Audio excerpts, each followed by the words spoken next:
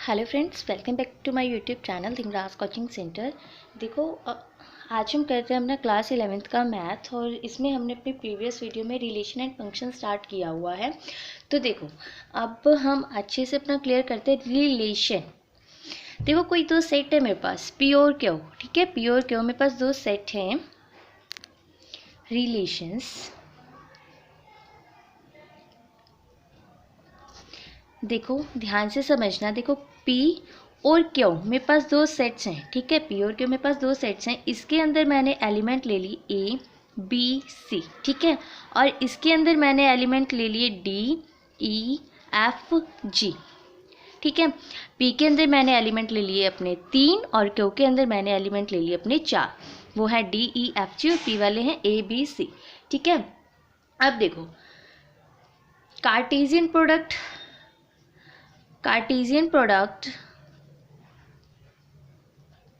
Of P and Q क्या होगा? वो 3 एलिमेंट इसमें है, 4 एलिमेंट इसमें है, 3 क्रॉस 4 कितने एलिमेंट होंगे हमारे पास? 12 एलिमेंट बनेंगे, ठीक है।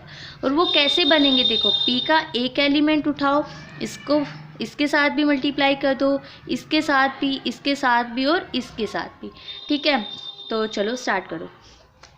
कैसे लिखेंगे हम? A उठाया P वाले सेट से और Q वाले से एक उठाया D, ठीक है। फिर ए को हमने ई भी दे दिया, ए को हमने एफ भी दे दिया और ए को हमने जी भी दे दिया।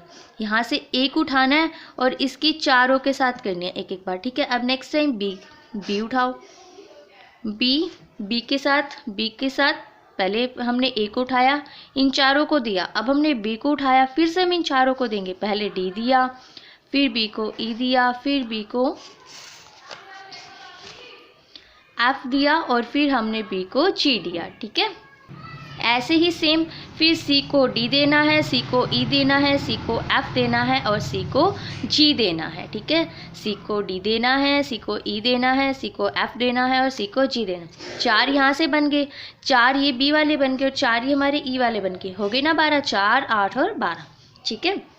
ठीक है, अब हमको निकालनी हो कि कार्टेशियन प्रोडक्ट निकालनी किसी भी दो सेट्स की। तो पता चल गया कैसे निकालते हैं। एलिमेंट इसके उठाओ, दोनों की मल्टीप्लाई कर दो, पता चल जाएगा, ठीक है।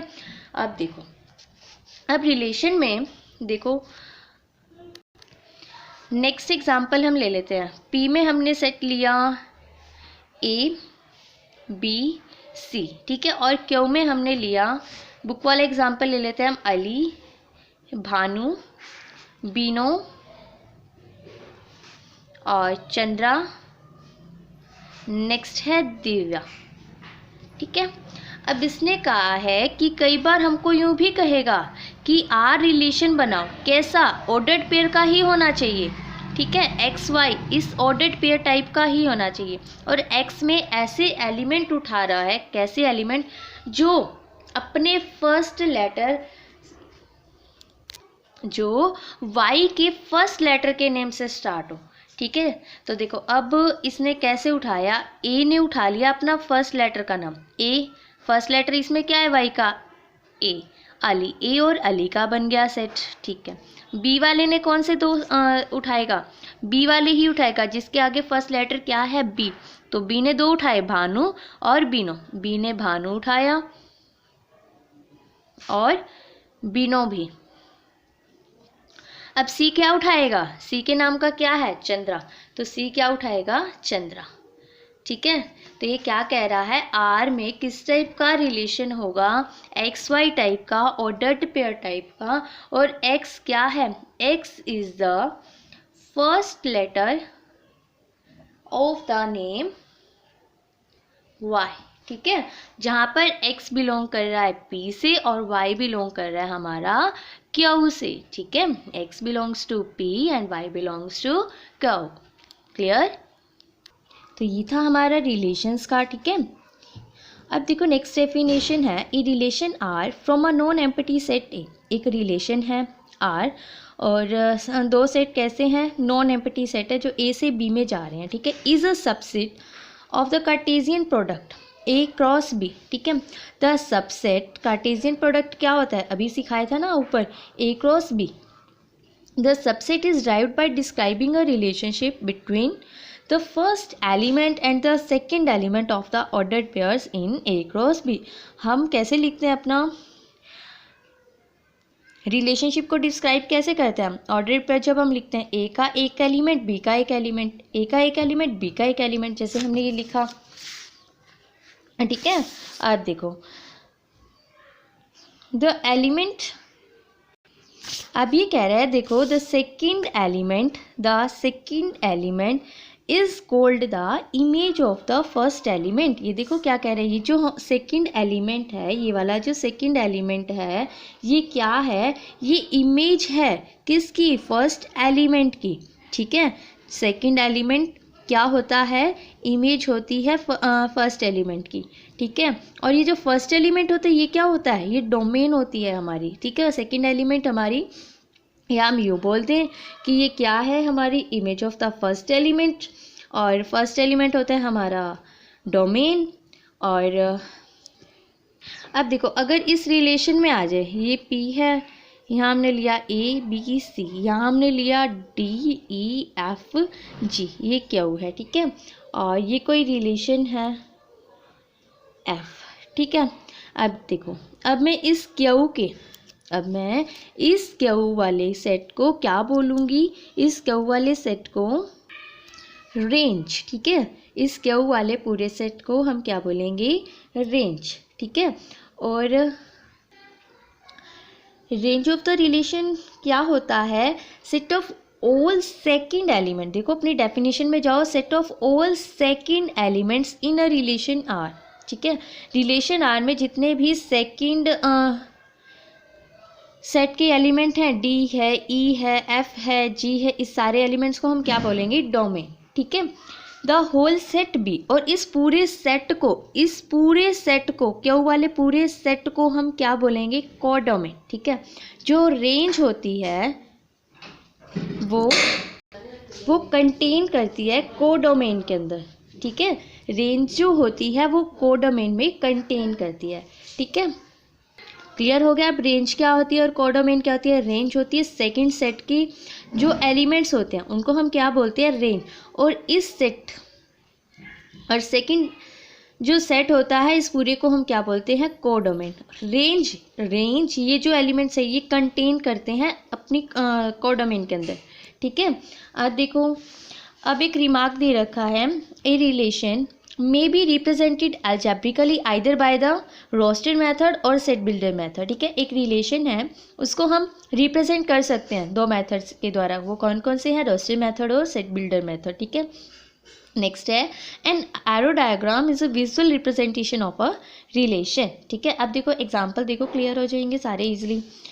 लेट ए कोई सेट गिवन है 1 2 3 4 5 6, define a relation R from A to A से A में ही जा रहा है बाय रिलेशन दिस, ठीक है, इस रिलेशन से।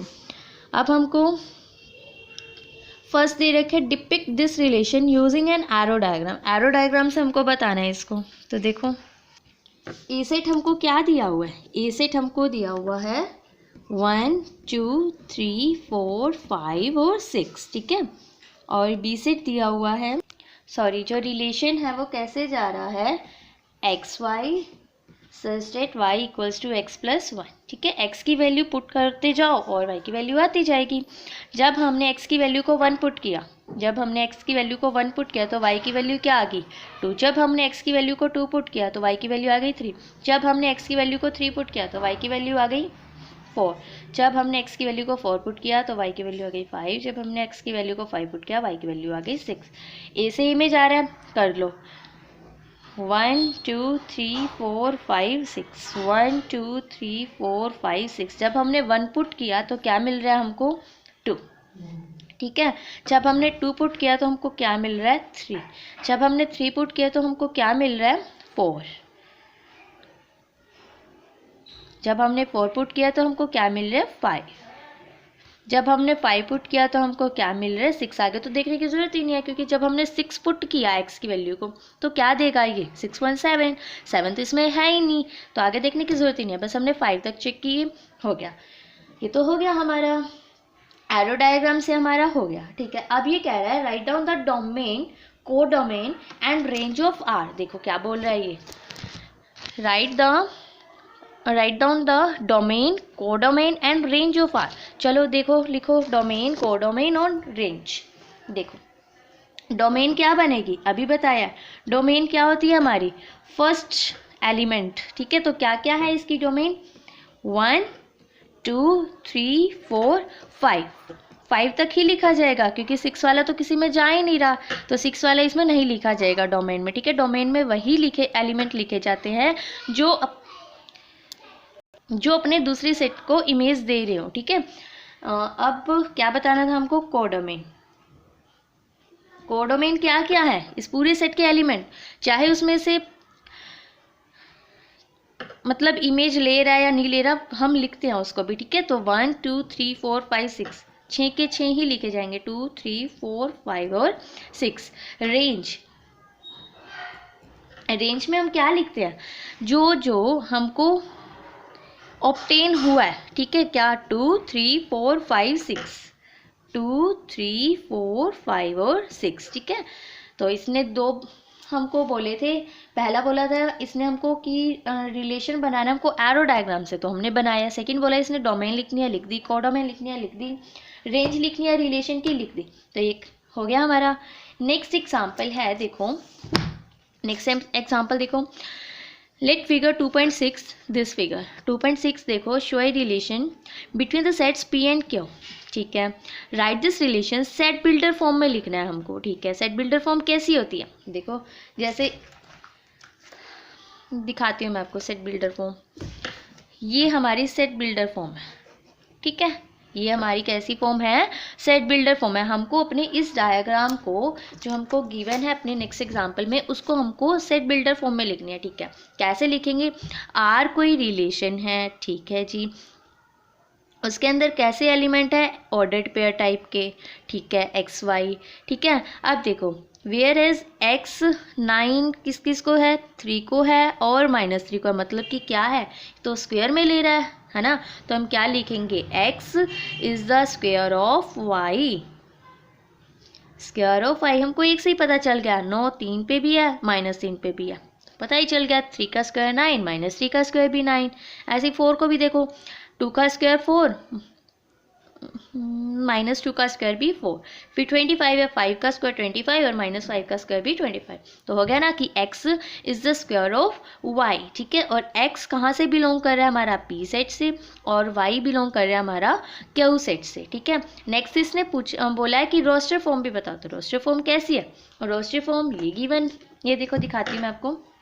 रोस्टर फॉर्म जैसे अभी हमने ये बनाई है ना, ये होती है, ठीक है। रोस्टर फॉर्म ये है लाइक दिस, ठीक है, ये होती है हमारी रोस्टर फॉर्म। तो देखो बना दो, 9 3 9 -3, नेक्स्ट 4 2 4 -2, 5 25 5 25 -5, ठीक है। देखो 9 3 9 -3, 4 2 4 -2, 25 5 और 25 और -5, ये है हमारी रोस्टर फॉर्म। इसने कहा है डोमेन भी लिखो, रेंज भी लिखो।